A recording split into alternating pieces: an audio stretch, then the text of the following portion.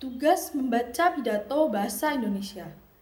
Nama Selomita Pisces Alfionita, NIT 572011117756. Kelas N1A. Judul pidato, Masalah Bully yang Tidak Ada Habisnya. Assalamualaikum warahmatullahi wabarakatuh. Yang terhormat, dosen Bahasa Indonesia, serta teman-teman kelas Nautika Alpha yang saya cintai dan saya banggakan. Marilah kita panjatkan puja dan puji syukur kepada Allah Subhanahu wa Ta'ala atas berkah nikmat dan karunia-Nya. Saya dapat mengerjakan dan menyampaikan pidato ini dengan keadaan sehat. Mohon izin memperkenalkan diri. Nama saya Selomita Pisces Alfionita dari kelas Nautika 1 Alpha akan menyampaikan pidato tentang perundungan atau bullying. Alasan saya menggunakan tema bullying pada pidato kali ini adalah karena perundungan atau yang biasa kita sebut dengan bullying masih sering terjadi di lingkungan kita. Tindakan bullying ini kerap terjadi baik terhadap orang-orang yang berkekurangan, adik kelas, teman sebaya, bahkan secara tidak langsung pada guru pun sudah berani. Tidak peduli akan di mana kita berada, namun bullying sering kali terjadi, bahkan sudah menjadi tradisi di kalangan para pelajar. Tidak hanya di negeri kita ini yang terkenal akan ramah dan sopan santunnya, di negeri lain pun bullying sering kali terjadi. Lantas, bagaimana cara kita menanganinya? Apakah kita harus membiarkan hal itu terus terjadi? Oleh karena itu, sebelum kita mencari tahu solusinya, ada baiknya kita mengenal apa itu bullying. Bullying adalah tindakan mengintimidasi dan memaksa seorang individu atau kelompok yang lebih lemah untuk melakukan sesuatu di luar kehendak mereka dengan maksud membahayakan fisik, mental, maupun emosional melalui pelecehan atau penyerangan. Sekolah merupakan salah satu tempat di mana bullying biasanya terjadi. Bentuk paling umum dari bullying di sekolah adalah pelecehan verbal, yang biasanya dalam bentuk ejekan atau godaan. Tidak hanya itu, bullying bisa berupa perilaku mengancam, mencela, memukul, dan merampas. Selama 2019, KPAI atau Komisi Perlindungan Anak Indonesia menerima pengaduan kasus bullying sebanyak 153 kasus yang terjadi di Indonesia.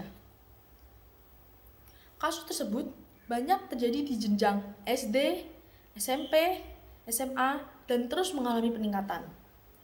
Kasus bullying tersebut 39% terjadi di jenjang SD atau MI, 22% SMP atau MTS, dan 39% SMA atau SMK atau MA. Adapun jumlah siswa yang menjadi korban bullying mencapai 171 anak. Selain itu, akhir-akhir ini marak juga terjadi cyberbullying atau bullying yang terjadi di dunia maya. Dampak yang ditimbulkan juga sama buruknya seperti bullying yang terjadi secara langsung. Oleh sebab itu, kita tidak boleh menganggap remeh bullying.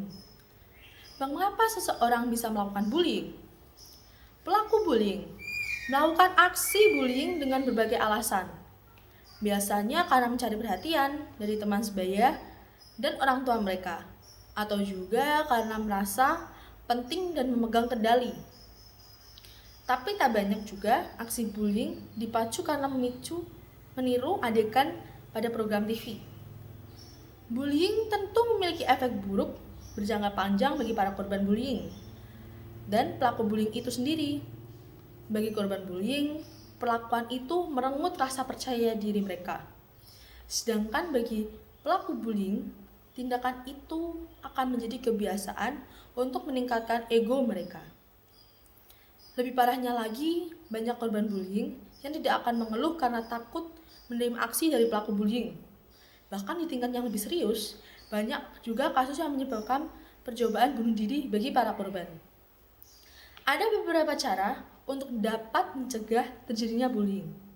Berikut adalah 5 di antaranya, yaitu 1. Melawan.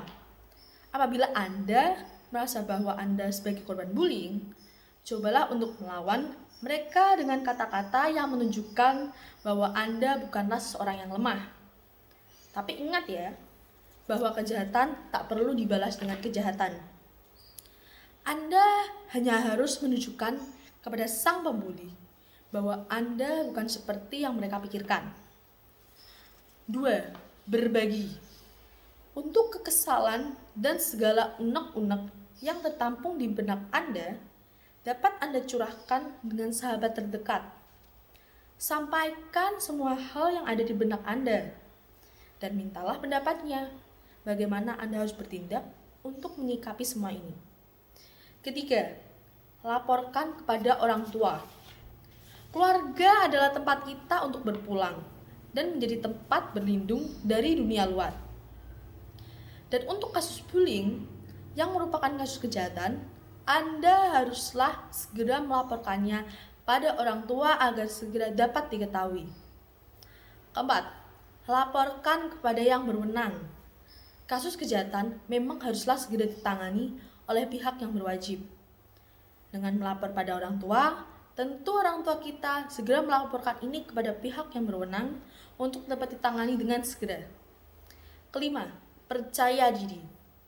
Angkat wajah Anda dan tunjukkan Anda pun kuat dan tak seperti yang mereka pikirkan.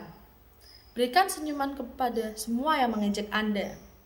Tebarkan selalu kasih sayang dan kebaikan hingga mereka sadar bahwa Anda bukanlah seorang yang lemah. Menurut saya, perundungan atau bullying ini adalah masalah serius yang harus segera ditangani. Jika dibiarkan saja, mental serta keadaan psikis korban bullying akan semakin rusak dan sang pelaku akan terus-menerus melakukan bullying tanpa berpikir bahwa itu adalah tindakan yang buruk. Kita semua ini memiliki peranan yang sangat penting dalam menghentikan bullying. Jika mengetahui ada yang menjadi korban bullying, hendaknya kita segera menghentikan tindakan tersebut dan tidak lupa untuk memberi semangat serta menguatkan sang korban agar dia tidak merasa tertekan.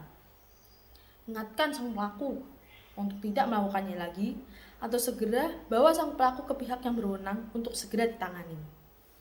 Dari hal-hal yang telah saya sampaikan tadi, dapat disimpulkan bahwa bullying adalah hal yang berbahaya karena dapat menyebabkan banyak dampak buruk bagi si korban.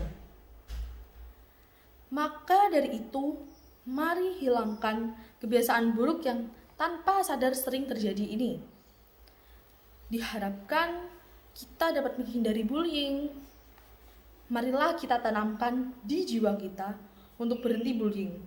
Berhenti untuk mencari kesalahan orang lain.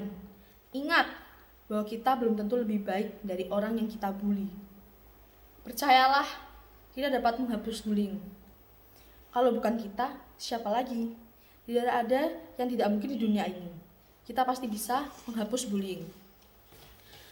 Demikian pidato yang bisa saya sampaikan mengenai perundungan atau bullying. Semoga apa yang saya sampaikan dapat menjadi refleksi diri dan dapat bermanfaat bagi kita semua.